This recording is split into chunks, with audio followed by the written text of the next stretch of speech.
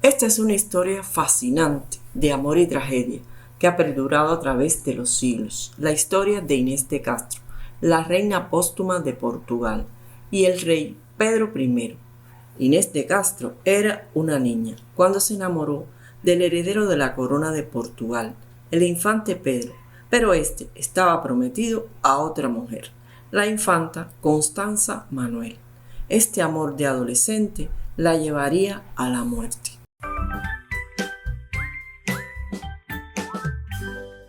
Inés era hija de Pedro Fernández de Castro y de la dama portuguesa Aldonza Soares de Valladares, y nació en el año 1325 en la comarca de Alimia, en la actual provincia de Orense. Su madre murió siendo ella muy joven, y su familia, que descendía de las familias nobles de Galicia y Portugal, decide enviarla a Valladolid, a la corte, donde creció al lado de Constanza, la hija de don Juan Manuel, un poderoso noble castellano, nieto del rey Fernando III de Castilla. La joven estaba prometida al heredero al trono de Portugal, el infante Pedro. En el año 1349, Inés tenía solo 14 años y viajó hasta la corte portuguesa en calidad de dama de compañía de Constanza.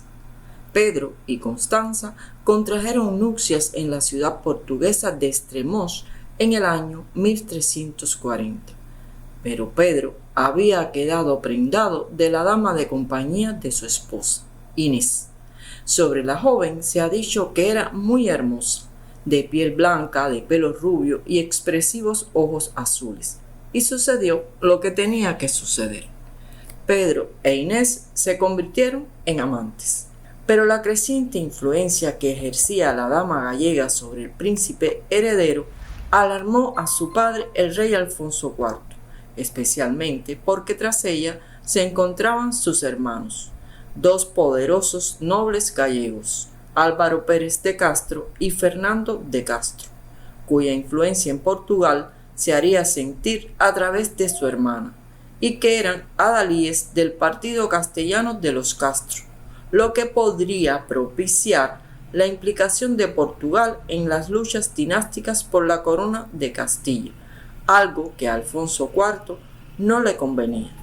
Por su parte, la reina Constanza, viendo cómo su marido se enamoraba cada vez más de su dama de compañía, urdió un ardid.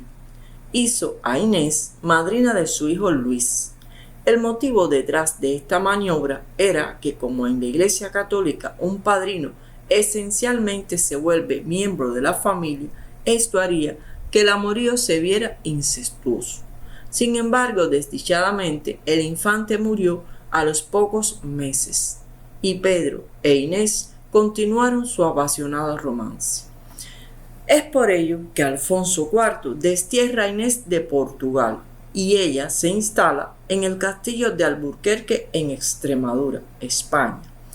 Pero en el año 1345 muere la esposa de Pedro, Constanza, y la relación de Pedro e Inés se consolidó. Sin embargo, la joven Inés no fue considerada para convertirse en la esposa de Pedro, por lo que la pareja se instaló lejos de la corte, donde nacieron sus hijos Alfonso, Juan, Dionis y Beatriz, en el monasterio de Santa Clara de Coimbra. El rey Alfonso IV trataría de organizar para su hijo una nueva boda, pero Pedro no estaba interesado en nadie más que no fuera Inés.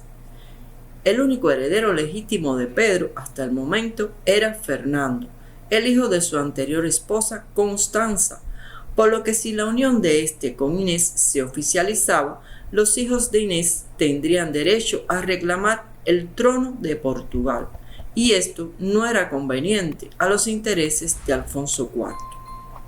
La constante negativa de Pedro a las exigencias paternas convirtieron a doña Inés en un obstáculo aparentemente infranqueable, y Alfonso IV llegó a la conclusión de que solo la muerte de Inés podría solucionar el problema, de modo que, en un consejo celebrado en el palacio de Montemor o Velo, el rey Alfonso dio su consentimiento al asesinato de la infortunada Inés. La sentencia debería ejecutarse en la propia residencia de la pareja en Coimbra, aprovechando alguna ausencia de Pedro. La llevarían a cabo 3 caballeros de la corte: Álvaro Goncalves, Pero Coelho y Diogo López Pacheco.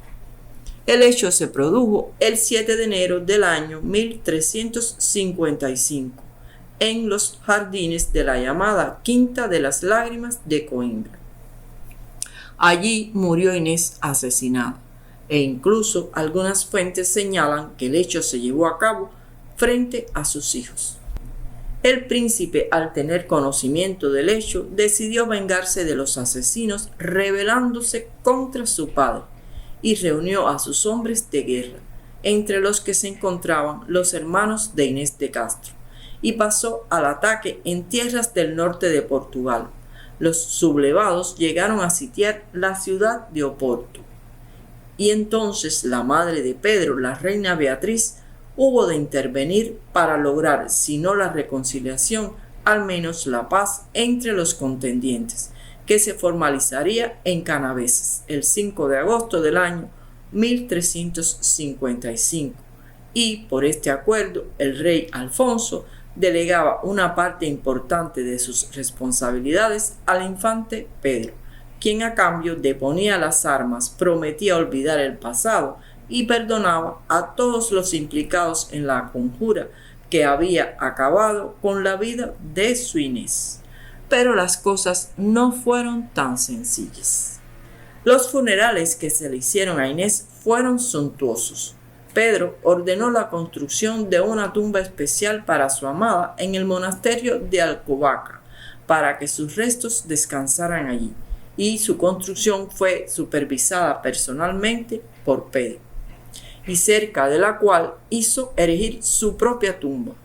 Se dice que la primera posición de las tumbas fue una al lado de la otra, pero en el año 1957 fueron trasladados a su posición actual: Pedro en el crucero sur e Inés en el crucero norte, es decir, uno frente a otro. Y cuando las tumbas fueron colocadas en esta posición, surgió la leyenda de que estaban en esa posición para que Pedro e Inés pudieran mirarse a los ojos cuando despertaran el día del juicio. Se dice que la estatua yacente de Inés de Castro, que presenta su tumba, es el más fiel retrato de la reina. A la muerte del rey Alfonso en 1357, Pedro fue coronado rey de Portugal, el rey Pedro I, y nada más coronado, reveló que él se había casado en secreto con Inés en el año 1354. Es por ello que en el año 1360, con la declaración de Cantanhede, se legitimaron los 4 hijos producto de su unión con Inés, y ella fue coronada como reina póstuma de Portugal, en una ceremonia oficial. Este hecho ha dado lugar a que haya sido llamada la reina cadáver. Los asesinos de doña Inés, por consejo del rey Alfonso IV, cuando estaba moribundo, se habían exiliado en Castilla. Pero, al tomar el poder Pedro y faltando al compromiso que había asumido con su padre y mediante el cual perdonaba a los asesinos, decidió castigarlos ejemplarmente. Pedro negoció con el rey de Castilla, que tenía su mismo nombre y similar apodo, Pedro I el Cruel o el Justiciero, el intercambiar los 3 verdugos por algunos refugiados en Portugal. Y así, Pero Coelho y Álvaro González volvieron a Portugal. Diego López Pacheco, más afortunado, puesto sobre aviso, cruzó a tiempo la frontera con Aragón y de allí pasó a Aviñón, en Francia, donde habría de perderse su rastro. Cuentan que la venganza de Pedro fue terrible. Ordenó que a los culpables se les arrancase el corazón, a uno por la espalda y al otro por el pecho. Quedaba así cumplido su deseo de venganza. La historia de los amores de Inés y Pedro ha generado muchas leyendas.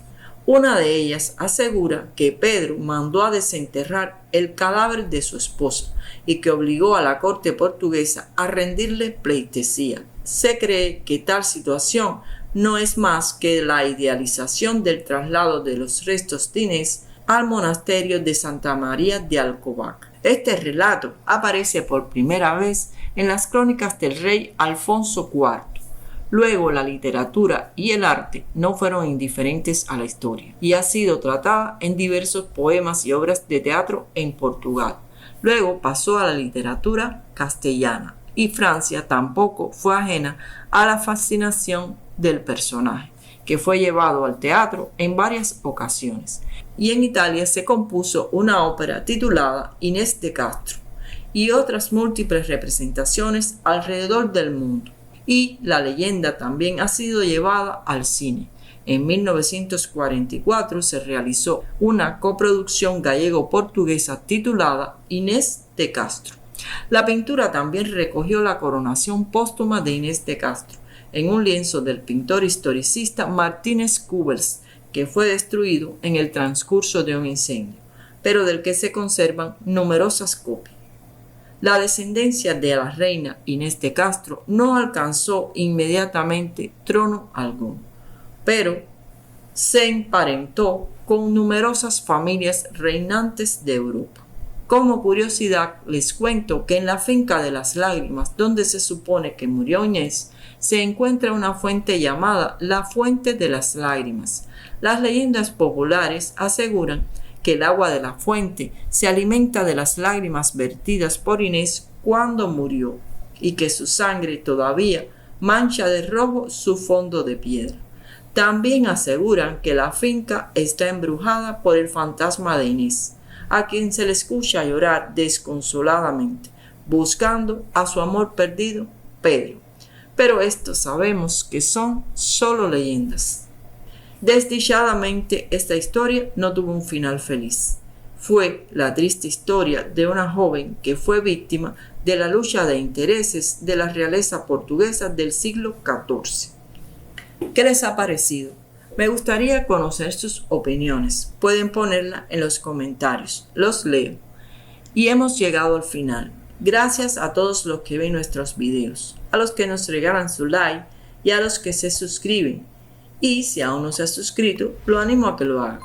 Y ya es hora de despedirnos, pero no sin antes desearles a todos lo mejor. Hasta la próxima. Chao.